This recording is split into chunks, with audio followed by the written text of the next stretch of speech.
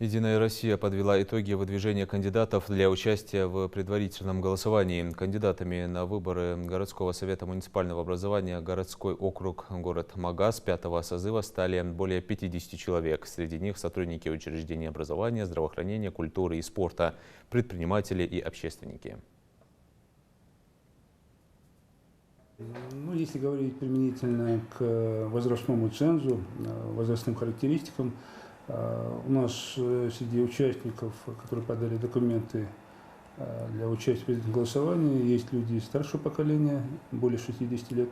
Но основная часть – это молодежь. Это, как правило, в возрасте до 35 лет. Это, в принципе, нас очень радует, что наша молодежь, югорская молодежь особенно активна именно в политической плоскости, им интересна политическая жизнь, не безразлична судьба нашей столицы, нашего города. Ну и, конечно, соответственно, мы можем говорить о том, что через призму таких контактов, потому что, как было уже сказано, энная часть из этих участников – это представители студенчества, у них, соответствует свой круг, и в этом кругу они могут, как говорится, общаться, передавать мысли, позитивные мысли, оттуда что-то новое приносить в нашу жизнь.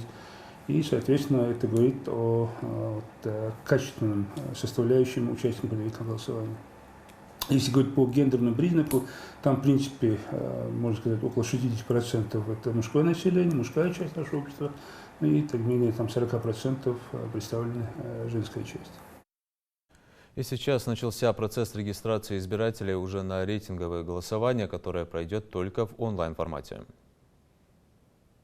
Регистрация началась 17 апреля, она продлится по 26 мая текущего года, а непосредственно само голосование по городу Магаз у нас пройдет с 22 мая по 28 мая текущего года. И, соответственно, из этого числа выбранных кандидатов мы сформируем актив и, соответственно, надеемся, что в единый день голосования в сентябре текущего года жители изберут в качестве депутатов городского округа города Магаз.